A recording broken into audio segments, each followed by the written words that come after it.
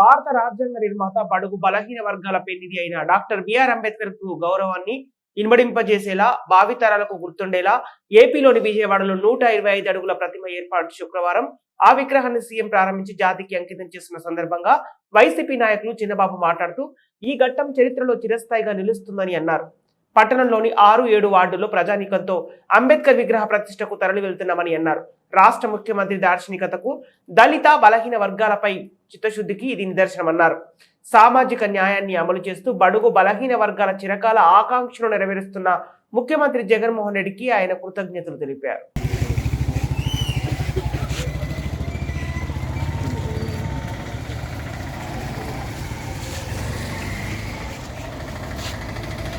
అది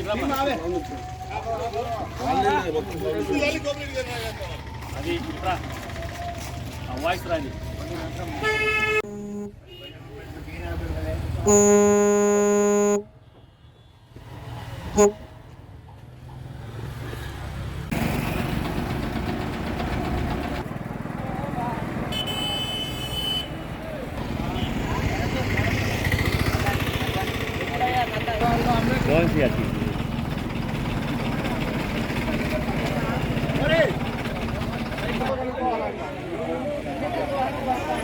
మన బస్సు వెనక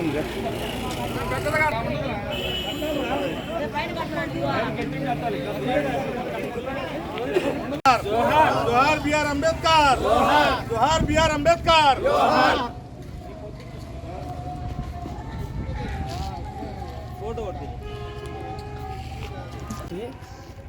ఈ 6-7 వార్డుల నుంచి విజయవాడ అంబేద్కర్ విగ్రహ శంకుస్థాపన నిమిత్తం అసలాబాద్ నుంచి బయలుదేరారు.